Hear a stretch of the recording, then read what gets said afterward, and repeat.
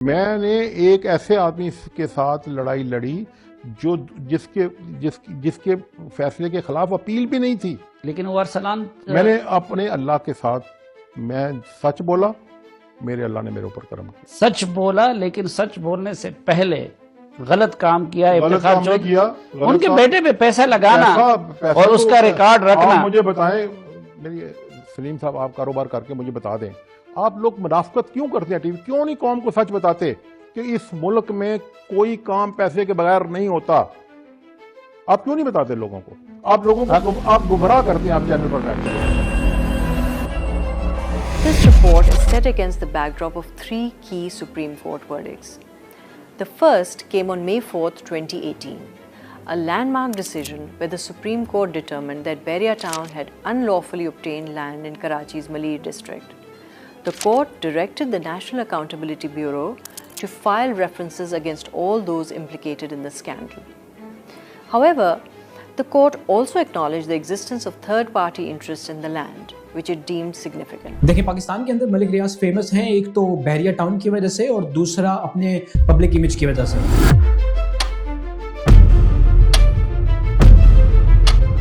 ملک ریاض ہمیشہ نیوز اور کنٹروورسیز میں گھرے رہے ہیں، چاہے وہ اللیگل لینڈ ایکوائر کرنا ہو، کرپشن ہو، منی لانڈرنگ ہو، یا پولیٹیشنز اور بیوروکریٹس کو اپنے پیسے کے دم پر انفلوئنس کرنا ہو۔ سال 2000 کے بعد کوئی ایسا سال نہیں رہا جس کے اندر ملک ریاض اور ان کے آس پاس کے لوگوں کے بیچ کوئی کنٹروورسی نہ رہی ہو۔ وہ ملک ریاض جن کا اثر و رسوخ اتنا زیادہ تھا، ملٹری ہو یا پولیٹیشنز، بیوروکریسی ہو یا پھر جوڈیشل سسٹم، ملک ریاض کا کہیں نہ کہیں ان سب کے اندر پتہ فٹ ہوا کرتا تھا۔ لیکن آخر اچانک ایسا کیا ہوا کہ ملک ریاض کے اوپر سے زیادہ تر لوگوں نے آج اپنا ہاتھ اٹھا لیا۔ حکومت پاکستان ملک ریاض کو دبئی سے ایکسٹراڈائٹ کرنے کی بات کر رہی ہے۔ پاکستان کے ڈیفنس منسٹر نے ملک ریاض کو ایک آبسکونڈر بتایا اور کہا کہ یہ ایک بگوڑا ہے جسے واپس لایا جائے۔ ایسا کیا ہوا کہ ملک ریاض کو دبئی بھاگنا پڑا، اور کل تک یہ سب لوگ جو ایک تھالی کے اندر کھاتے تھے، یہ ملک ریاض کے خلاف کیسے ہوئے؟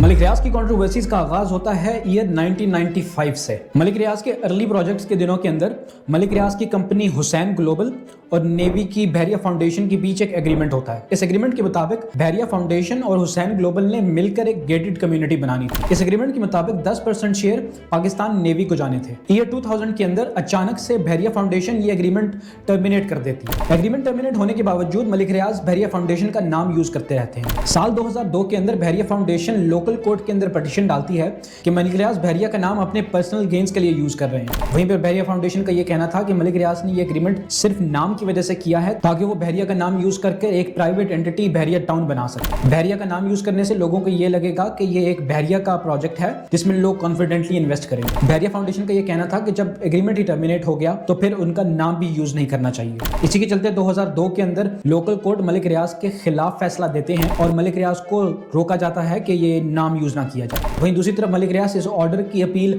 سپریم کورٹ کے اندر دائر کرتے ہیں اور سپریم کورٹ سے اسٹے آرڈر لے آتے ہیں۔ ملک ریاض سپریم کورٹ میں یہ کلیم کرتے ہیں کہ یہ ایگریمنٹ ٹرمینیٹ ان سے زبردستی کروایا گیا۔ یہ کیس 2015 تک سپریم کورٹ میں لٹکا رہا اور ملک ریاض بحریہ کا نام یوز کرتے بحریہ ٹاؤن کو اور ایکسپینڈ کرتے رہے۔ 2015 آتے ہی ڈسٹرکٹ کورٹ ملک ریاض کے خلاف ایک دفعہ پھر فیصلہ سناتا ہے اور ملک ریاض دوبارہ سپریم کورٹ کے اندر اپیل دائر کرتے ہیں اور یہ وشیز سرکل آج تک چل رہا ہے۔ اس کیس کے اوپر آج تک کوئی فائنل ڈیسیژن نہیں لیا جا سکا۔ ملک ریاض کی کنٹروورسی صرف بحریہ ٹاؤن کے اندر ہی نہیں بلکہ پاکستان کے سسٹم تک کے اندر ہے۔ پولیٹیکل سسٹم ہو، بیوروکریسی ہو یا پھر جوڈیشل سسٹم، ملک ریاض کی کنٹروورسیز ہر جگہ موجود ہے۔ سال آتا ہے 2012 اور اس وقت پاکستان کے چیف جسٹس تھے افتخار محمد چودھری۔ ملک ریاض الزام لگاتے ہیں کہ انہوں نے ارسلان افتخار جو کہ چیف جسٹس کے بیٹے ہیں انہیں $3.4 ملین رشوت میں دیے ہیں۔ یہ پیسے ارسلان افتخار کے 3 فورن ٹرپس، لگژری ہوٹلز، شاپنگز اور جوئے کے اندر خرچ ہوئے۔ ملک ریاض کا یہ کہنا تھا کہ پاکستان کے اندر کوئی بھی کام بغیر رشوت کے نہیں ہوتا۔ سچ بولا، لیکن سچ بولنے سے پہلے غلط کام کیا، ان کے بیٹے پہ پیسہ لگانا اور اس کا ریکارڈ رکھنا۔ مجھے بتائیں، میری سلیم صاحب آپ کاروبار کر کے مجھے بتا دیں، آپ لوگ منافقت کیوں کرتے ہیں ٹی وی؟ کیوں نہیں قوم کو سچ بتاتے کہ اس ملک میں کوئی کام پیسے کے بغیر نہیں ہوتا. ملک ریاض کا یہ کہنا تھا کہ ارسلان افتخار نے انہیں بلیک میل کیا کہ ملک ریاض کے سپریم کورٹ کے اندر جو بھی کیسز ہیں اس میں انہیں ریلیف دیا جائے گا, اور یہ سارے پیسے جو کہ $3.4 ملین تھے یہ ایز اے رشوت لی. ملک ریاض کا یہ بھی کہنا تھا کہ انہوں نے چیف جسٹس کو 6 مہینے پہلے ہی یہ پیغام پہنچایا کہ ان کا بیٹا یہ کر رہا ہے اور اس کے لیے کوئی ایکشن لیا جائے. ملک ریاض نے اپنی پریس کانفرنس کے اندر قرآن اٹھا کر کہا کہ یہ باتیں سب سچ ہیں اور ان کے پاس سارے ثبوت موجود ہیں. لیکن میں بھی بلیک میل ہوتا رہا, لیکن میں ہر چیز اپنے اوپر برداشت کی, مجھے اللہ نے بڑی برداشت دی. میں آج قرآن پاک لے کر آیا ہوں, چیف جسٹس آف پاکستان بھی قرآن پاک لے کر آئے تھے. میرے 3 سوال چیف جسٹس آف پاکستان کے ساتھ ہیں کہ وہ آج قوم کو بتائیں کہ رات کے اندھیرے میں میری کتنی ان سے ملاقاتیں ہوئی. ارسلان افتخار ملک ریاض کی یہ سارے کلیمز کو ڈینائی کرتے ہیں, اور وہیں دوسری طرف سپریم کورٹ کے اندر افتخار محمد چودھری اس کیس کا سو موٹو لے لیتے ہیں. یاد رکھیں کہ یہ وہ وقت تھا جب افتخار محمد چودھری کو بہت رسپیکٹ سے دیکھا جاتا تھا لائرز موومنٹ کی وجہ سے. افتخار محمد چودھری نے عدلیہ کی بحالی کے لیے اس لائر موومنٹ کو لیڈ کیا. چیف جسٹس خود اس کیس سے الگ ہو گئے اور 2 ممبر بینچ بنایا جو کہ اس کیس کی سنوائی کرے گا. اس 2 ممبر بینچ کے اندر ایک تھے جسٹس ایچ خواجہ اور دوسرے تھے عارف حسین. فیڈرل ٹیکس بیورو کے شعیب سٹل کو اپوائنٹ کیا جاتا ہے کہ وہ کیس کی انویسٹیگیشن کریں. اس کیس کی ہیئرنگ سٹارٹ ہوتی ہے اور اینکر پرسن کامران خان اور حامد میر کے سٹیٹمنٹس کو ریکارڈ کیا جاتا ہے. یہ دونوں اینکر پرسن حامد میر اور کامران خان ملک ریاض کی طرف سے دیے گئے انٹرویوز اور ایویڈنس کو سپریم کورٹ کے سامنے لایا جاتا ہے. اس کیس کی ہیئرنگ کے دوران سپریم کورٹ یہ کہتا ہے کہ اس کیس کے اندر سپریم کورٹ کے کرنے کا کچھ زیادہ ہے نہیں, کیونکہ اس کیس کے اندر حکومتی مشینری کی ضرورت ہوگی, یعنی نیب کی ضرورت ہوگی اس کو انویسٹیگیٹ کرنے کے لیے. یہ جو آپ اسکرین پر دیکھ رہے ہیں یہ اس ججمنٹ کی اوریجنل کاپی ہے. اس ججمنٹ کے بعد سپریم کورٹ یہ کیس اٹارنی جنرل کو ریفر کر دیتے ہیں. یاد رکھیں کہ اٹارنی جنرل حکومت کا لگایا ہوا ایک لا ایڈوائزر ہوتا ہے جو کہ حکومتی مشینری یعنی نیب کو یوز کر سکتا ہے. اب اس کیس کو نیب انویسٹیگیٹ کرنا شروع کرتی ہے. نیب اس کیس کی انویسٹیگیشن کرنے کے بعد یہ کہتا ہے کہ یہ کیس 2 لوگوں کے بیچ ایک پرائیویٹ میٹر ہے. وقت گزرا, لوگ بھی سب کچھ بھول گئے اور میڈیا کے اندر بھی اس کیس کے بارے میں بات چیت ہونا بند ہو گئی. عوام کی اٹینشن بھی ڈائیورٹ ہوئی اور کچھ عرصے کے بعد یہ کیس بھی کسی اور کیس کی طرح نیب اور سسٹم کے اندر کہیں گم سا گیا. ایک کنٹروورسی ختم ہوئی ہی تھی کہ ملک ریاض دوبارہ خبروں کی زینت بنتے ہیں. ملک ریاض کی ایک اور کنٹروورسی شروع ہوتی ہے جس کا نام تھا میڈیا گیٹ. یہ کنٹروورسی ایک ایگزامپل ہے کہ کیسے ملک ریاض نے پاکستان کا پورا میڈیا بھی مینیپولیٹ کیا اور کیسے پاکستان کا پورا میڈیا ملک ریاض کے ہی پرپس کو سرو کرتا رہا ہے. 13 جون 2012 کو دنیا نیوز ایک پروگرام آن ایئر کرتا ہے. اس پروگرام کے اندر 2 اینکر پرسن تھے, ایک مہر بخاری اور دوسرے مبشر لقمان. اس پروگرام کے اندر ملک ریاض کا ایک ڈیٹیلڈ انٹرویو کیا گیا. اس پروگرام کے آن ایئر ہونے کے بعد یوٹیوب کے اوپر اور سوشل میڈیا پر اس کی کچھ آف دا ریکارڈ بریک میں کی گئی باتوں کو لیک کیا جاتا ہے. تو خود بول دینا, ویسے ہم کیا سوال پوچھے لگے کہ پلانٹڈ ہے, جو کہ ہے بٹ پتہ نہیں لگنا چاہیے. ان لیکڈ ویڈیوز میں یہ سامنے آتا ہے کہ اینکر پرسنز ملک ریاض سے کہہ رہے ہوتے ہیں کہ آپ جیسا کہیں گے وہی ہوگا اور جیسا آپ چاہیں گے وہی پوچھا جائے گا. نہیں جی, میسیجز بھی آنا شروع ہو گئے. نہیں بابا, ہم دونوں میں تو کوئی انٹرپٹ نہیں کرے گا. فون پر اینکر پرسن مہر بخاری کو انسٹرکشن دی جا رہی تھی کہ ملک ریاض صاحب کو انٹرپٹ نہیں کرنا. گل کرو اپنا گل کرو. نوید صاحب. جی نوید صاحب السلام علیکم. مجھے مل گئی ہے انسٹرکشن. ملک صاحب کو کوئی نہیں ٹوکے گا. Okay bye. اوور ٹائم جائیں, ملک صاحب کو نہ ٹوکیں. مبشر لقمان ملک ریاض کو یہ کہتے ہوئے نظر آئے کہ آپ کوئی ہمیں دھماکہ دیں, یعنی کوئی نیوز ایسی دیں جس سے کنٹروورسی بنے اور ٹی آر پی آئے. کوئی دھماکہ تو دیو مینوں ਦਿੱਤਾ ਤੇ ਦੇਣਾ ਤੇ ਹੈ ਧਮਾਕੇ ਤੁਹਾਨੂੰ ਸਾਰੇ ਤੁਸੀਂ ਇਕੱਠੇ ਮੰਗਦੇ ਹੋਵੇ. ਆਹੋ ਫਾਇਦਾ ਕੀ? ਤੇ ਮੈਂ ਇੱਕ ਤੇਰੇ ਵਾਸਤੇ ਧਮਾਕਾ ਰੱਖਿਆ था ਇੱਕ ਮੈਂ ਵਾਸਤੇ. ਮੈਨੂੰ ਤਾਂ ਦਿੱਤਾ ਨਹੀਂ ਹਲੇ ਤੱਕ. ان لیک ویڈیوز میں یہ بھی باتیں ہوتی رہیں کہ اگر بریک آ بھی جائے تو کوئی مسئلہ نہیں ہے اور ہم اوور ٹائم بھی جا سکتے ہیں. ایک تو یہ ہے کہ بریک میں پریشرائز نہیں کرنا. اگر آپ دیکھیں فلو بنا ہوا ہے, آپ بتا دیں اینکر کو, اور جیسے ہو سکے گا میں لے لوں گی. وہ خود لے لیں گی, لیکن بیچ میں آپ بولتے نہ رہنا اور بریک ختم ہوتی ہے ہو جائے. اور دوسری بات یہ ہے کہ اگر ہم نے اوور ٹائم جانا ہوا تو ہم اوور جائیں گے. ابھی سے آپ ایم سی آر کو بتا دیں. اسی کے چلتے سپریم کورٹ دنیا نیوز کے خلاف سو موٹو لے لیتا ہے. دنیا نیوز کو اپنی فیس سیونگ کے لیے مبشر لقمان صاحب کو سسپینڈ کرنا پڑتا ہے. 2014 کے اندر بحریہ ٹاؤن کراچی بحریہ ٹاؤن کا ایک میگا پروجیکٹ تھا. بحریہ ٹاؤن کراچی نے over the period of time تقریباً 46,000 ایکڑ زمین ایکوائر کی. بحریہ ٹاؤن کے مطابق سندھ اور کراچی کے اندر یہ ساری زمین انہوں نے لیگلی ایکوائر کی. اب سال آتا ہے 2016 اور اس دفعہ پاکستان رینجرز بحریہ ٹاؤن کے سامنے آ کھڑے ہوتے ہیں. پاکستان رینجرز یہ دعویٰ کرتے हैं कि 46,000 एकड़ तो क्या, इनके पास 44,000 एकड़ भी जमीन नहीं है, और चाहे जितनी भी जमीन इनके पास है वो लीगली एक्वायर नहीं की गई बल्कि ये इलीगल मीन से एक्वायर की गई। पाकिस्तान रेंजर्स सिंध हुकूमत के ऊपर भी इल्जामात लगाते हैं कि ये ज्यादातर जमीन सिंध हुकूमत ने बहरिया टाउन को इलीगल तरीके से दी। जो जमीन सिंध की आवाम के लिए यूज होना थी, यानी जहां सरकारी हॉस्पिटल्स, स्कूल्स और यूनिवर्सिटीज बनना थी, वहां पर हुकूमत सिंध ने बहरिया टाउन को कौड़ियों के भाव ये जमीन बेची। सुप्रीम कोर्ट इस केस की हियरिंग शुरू करता है और नैब इस केस की इन्वेस्टिगेशन शुरू कर देता है। 2016 के अंदर सुप्रीम कोर्ट बहरिया टाउन कराची को 5,876 एकड़ जमीन पर कंस्ट्रक्शन से रोक देती है। सुप्रीम कोर्ट ये कहता है कि मलीर डिस्ट्रिक्ट अथॉरिटी यानी MDA ने बहरिया टाउन को ये जो जमीन थी इस पर और इन्वेस्टिगेशन होनी चाहिए क्योंकि इसमें काफी इरेगुलरिटीज। इस केस के अंदर 2 साल गुजर जाते हैं और सुप्रीम कोर्ट में ये एस्टैब्लिश होता है कि बहरिया टाउन कराची ने तकरीबन 12,000 एकड़ जमीन इलीगली एक्वायर की। सुप्रीम कोर्ट बहरिया टाउन को खरीदो फरोख्त और अलॉटमेंट से रोक देता है। सुप्रीम कोर्ट ये भी ऑर्डर करता है कि जो भी पार्टीज इसके अंदर मुलव्विस हैं यानी MDA, सिंध हुकूमत और बहरिया टाउन, इनके खिलाफ रेफरेंस दायर कराया जाए। इस केस की हियरिंग के दौरान साथ ही साथ जामशोरो और मलीर के रहने वाले रिहायशियों की भी कंप्लेंट्स नैब के अंदर आना शुरू हो जाती हैं। यहाँ के रिहायशी बहरिया टाउन पर यह इल्जाम लगाते हैं कि उन्हें जोर जबरदस्ती से और ब्लैकमेल कर उनकी जमीनें हथियाई गई। 40 से ज्यादा रिहायशियों ने नैब के अंदर बहरिया टाउन के खिलाफ अपनी कंप्लेंट्स लिखवाई। इन सब कंप्लेंट्स के अंदर एक चीज कॉमन थी कि बहरिया टाउन और सिंध हुकूमत ने इलीगली लोगों से उनकी जमीनें हथियाई और बहरिया टाउन को दी। जो लोग बहरिया टाउन की इंक्रोचमेंट और उसकी इलीगल अलॉटमेंट्स के बारे में बात करते, उन्हें या तो किडनैप कर लिया जाता, पुलिस को यूज करके उनके खिलाफ FIRs बनवाई जाती और हिरासत के अंदर उन पर तशद्दुद किया जाता। मार्च 2019 के अंदर कुछ ऐसा हुआ जो बहुत डिसअपॉइंटिंग था। अचानक से सुप्रीम कोर्ट और बहरिया टाउन के बीच एक सेटलमेंट होती है और सुप्रीम कोर्ट तकरीबन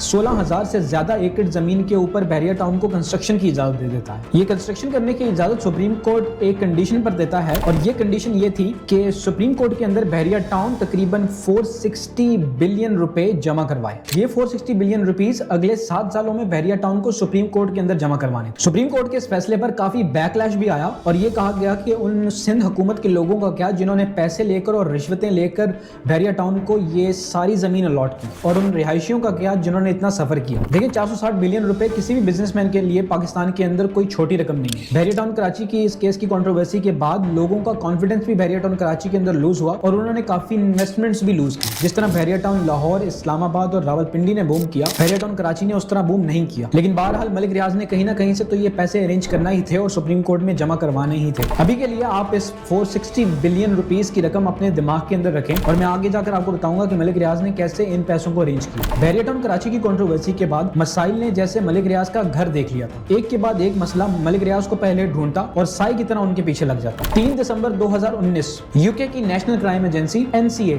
मनी लॉन्ड्रिंग के केस के अंदर अपनी इन्वेस्टिगेशन कंप्लीट करती है। इस मनी लॉन्ड्रिंग के केस के अंदर मलिक रियाज और उनकी फैमिली डायरेक्टली इन्वॉल्व होती है। NCA मलिक रियाज का 140 मिलियन पाउंड और एक मेंशन जिसकी कीमत 50 मिलियन पाउंड थी वो सीज कर लेते हैं। इस मेंशन के अंदर 10 कमरे, स्विमिंग पूल और यहां तक के एक सिनेमा भी था। Total 190 million pound NCA as a dirty money UK के अंदर रिकवर कर लेती है। NCA एक ट्वीट करती है जिसके अंदर वो बाकायदा मलिक रियाज का नाम लेते हैं और बताते हैं कि मलिक रियाज हैं कौन। यानी यूके के अंदर ये पैसा इलीगल तरीके से लाया गया, यूके की क्राइम एजेंसी ने इसको रिकवर किया और ये फैसला किया कि ये पैसे पाकिस्तान को वापस कर दिए जाएं। इस केस का पाकिस्तानी हुकूमत को पता चलता है और ये वो वक्त था जब इमरान खान साहब की हुकूमत पावर के अंदर थी। पाकिस्तान की इस केस में इन्वॉल्वमेंट होते ही इमरान खान साहब एक कैबिनेट मीटिंग बुलवाते हैं। इस कैबिनेट मीटिंग को इमरान खान साहब खुद लीड कर रहे थे और इसका एजेंडा ये था कि इस केस को डिस्कस किया जाए। इस कैबिनेट मीटिंग में ये डिसाइड होता है कि ये पैसे पाकिस्तान ट्रेजरी के बजाय सुप्रीम कोर्ट में जमा करवा दिए जाए। अब सवाल ये था कि सुप्रीम कोर्ट में ये पैसे क्यों जमा करवा दिए जाए। सुप्रीम कोर्ट में इसलिए क्योंकि मलिक रियाज को बहरिया टाउन कराची के केस के अंदर जो सुप्रीम कोर्ट की तरफ से फाइन हुआ उसको सेटल किया जाए। जब तक इमरान खान साहब हुकूमत में थे ये मामला दबा रहा और इस पर किसी ने कुछ ज्यादा बात नहीं की। 2022 के अंदर इमरान खान साहब की हुकूमत जाती है और PTI के अगेंस्ट और इमरान खान साहब के अगेंस्ट घेरा तंग किया जाता है और एक के बाद एक केसेस उनके खिलाफ बनवाए जाते हैं। PTI वर्कर्स हों या फिर पाकिस्तान तहरीक इंसाफ के मेंबर्स, एक के बाद एक सब PTI को छोड़कर जा रहे थे। अपने खिलाफ केसेस बनने की वजह से ज्यादातर PTI लीडरान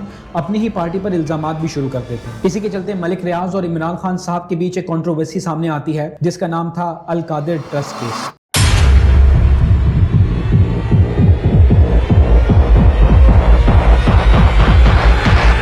2019 में इमरान खान साहब और उनकी वाइफ बुशरा बीबी एक यूनिवर्सिटी बनाना चाहते थे जिसका नाम वो रखना चाहते थे अल कादिर यूनिवर्सिटी। इस यूनिवर्सिटी को बनाने के लिए एक फंड बनाया जाता है जिसका नाम था अल कादिर ट्रस्ट। इस ट्रस्ट का काम ये था कि अल कादिर यूनिवर्सिटी की कंस्ट्रक्शन और उसके बनाने के लिए पैसे इकट्ठे किए जाएं। लेकिन सवाल यह है कि इस सब के अंदर मलिक रियाज कैसे फिट होते हैं। देखिए 2020 के अंदर बहरिया टाउन अचानक से तकरीबन 460 केनाल जमीन झेलम के अंदर सुहावा डिस्ट्रिक्ट में एक्वायर करती है। इस 460 केनाल की उस वक्त कीमत तकरीबन 260 मिलियन रुपए होगी। बहरिया टाउन ये सारी जमीन अल कादिर ट्रस्ट को डोनेट कर देते हैं। इसमें इंटरेस्टिंग बात ये थी कि ये सारी जमीन पहले एक पीटीआई लीडर जुल्फी बुखारी के नाम की जाती है जो कि इमरान खान के बहुत करीबी दोस्त हैं और जुल्फी बुखारी ने पीटीआई की हुकूमत के अंदर टूरिज्म का पोर्टफोलियो भी अपने पास रखा। अप्रैल 2020 के अंदर बुशरा बीबी और उनकी बचपन की दोस्त फरा गोगी खुद को अल कादिर ट्रस्ट से अलग कर लेते हैं। उसके एक साल के बाद जुल्फी बुखारी ये सारी 460 केनाल जमीन अल कादिर ट्रस्ट को ट्रांसफर कर देते हैं। मार्च 2021 के अंदर अल कादिर ट्रस्ट की कंस्ट्रक्शन के लिए बहरिया टाउन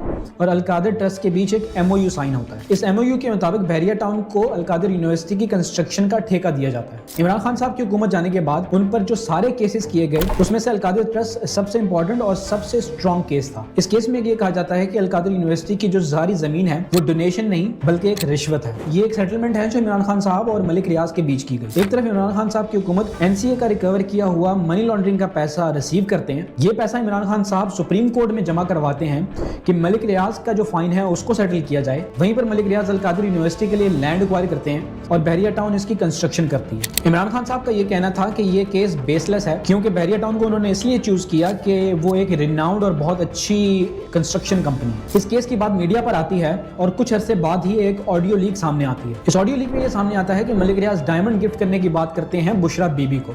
काम निकलवाने के लिए करोड़ों के हीरो के तोहफे। साबिक खातून अव्वल को 3 नहीं 5 कैरेट का हीरा दिया जाए फिर ही काम होगा। हाँ जी फोन आया सी उसके अंगूठी मंगवा ले, मैं मंगवा लेती है तो मैं क्या कहने मैं हफ्ते नु मेरी मुलाकात है तो उसको पहले अरेंज कर दी। कदों मुलाकात है? हफ्ते नु अरी तो कर दे तो मंगवा दे। मैं क्या अब ऐसा कैसे अम्मी ने परसों आ जाएगी उनके टीम तैयार करके मंगवा लेना। नहीं वो कहती है मैनू हीरा मंगवा दो ते अंगूठी मैं तो खरीदांगी जो पैसे बननगे तुसी मैं दे देना। मैं क्या ठीक। 1 दिसंबर 2023 को नैब सुप्रीम कोर्ट के अंदर रेफरेंस दायर कर देता है और अपनी इन्वेस्टिगेशन और इंटेंसिफाई कर देता है। इन्वेस्टिगेशन के दौरान ये सामने आता है कि जो कैबिनेट मीटिंग हुई इस केस के बारे में उसमें ये एजेंडा अप्रूव तो किया गया लेकिन किसी को इस पर बात करने की इजाजत नहीं दी गई। इन्वेस्टिगेशन और केस हियरिंग के दौरान ये सामने आया कि एक बंद लिफाफा कैबिनेट मीटिंग के अंदर पेश किया गया as a state secret. PTI के अपने लोगों ने कोर्ट के अंदर ये टेस्टिफाई किया कि इमरान खान साहब ने ऑर्डर किया कि इस एजेंडा को अप्रूव करना है और इस पर कोई डिस्कशन नहीं होगी। खैर एक लंबा अरसा इन केसेस के ऊपर सुनवाई होती रही। कभी इमरान खान साहब को एक केस के अंदर सजा मिलती और कभी दूसरे केस के अंदर रिलीफ मिलती। लेकिन आखिरकार 17 जनवरी 2025 को सुप्रीम कोर्ट इमरान खान साहब और उनकी वाइफ बुशरा बीबी के खिलाफ फैसला सुना देते हैं। इमरान खान साहब को 14 साल सजा और उनकी वाइफ बुशरा बीबी को 7 साल की सजा सुनाई जाती है। इमरान खान साहब और बुशरा बीबी को तो सजा हुई लेकिन अच्छा वक्त देखते ही फरा गोगी और मलिक रियाज दोनों पाकिस्तान से भागकर दुबई चले जाते हैं और आज तक पाकिस्तान की हुकूमत ना तो फरा गोगी और ना ही मलिक रियाज के खिलाफ कोई एक्शन ले सकी। आज की हुकूमत मलिक रियाज को दुबई से एक्सट्राडिट करने की बात तो करती है लेकिन ना तो ये इतना सिंपल है और ना ही इतना आसान। मलिक रियाज जिस कश्ती के अंदर सवार हैं उसके अंदर बहुत सारे और भी इंपॉर्टेंट लोग शामिल हैं। आज इमरान खान साहब ज़ेरे ताब हैं तो उनकी कंट्रोवर्सी सामने आई है और वक्त बदलते पता नहीं चलता। आज इमरान खान जिस पोजीशन के अंदर हैं वहीं पर कल कोई और हो सकता है। बहरिया टाउन की जो भी इलीगल अलॉटमेंट्स या कंट्रोवर्सीज हैं वो 2018 या इमरान खान साहब की हुकूमत नहीं बल्कि 2001 से शुरू हुई। तो इसका मतलब ये है कि इन कंट्रोवर्सीज के अंदर और भी बहुत सारे लोग मौजूद हैं। ये सब लोग इस सिस्टम के अंदर आज भी मौजूद हैं। सिंध की हुकूमत जो भी इलीगल अलॉटमेंट्स करती रही और बहरिया टाउन की कंस्ट्रक्शन के लिए कमीशंस लेती रही और यहाँ तक कि ये भी एक एस्टेब्लिश फैक्ट है कि बिलावल हाउस के अंदर भी मलिक रियाज के काफी स्टेक्स हैं। मलिक रियाज के अनड्यू फेवर्स इस सिस्टम के अंदर बहुत ज्यादा है, चाहे वो पॉलिटिक्स हो, ब्यूरोक्रेसी हो, जुडिशियल सिस्टम हो या फिर मिलिट्री। कहने तक ये बात बहुत अच्छी लगती है कि मलिक रियाज के खिलाफ कोई फैसला सुनाया जाए लेकिन ये करने के अंदर सबके पैर जलते हैं। ये कहानी थी मलिक रियाज की।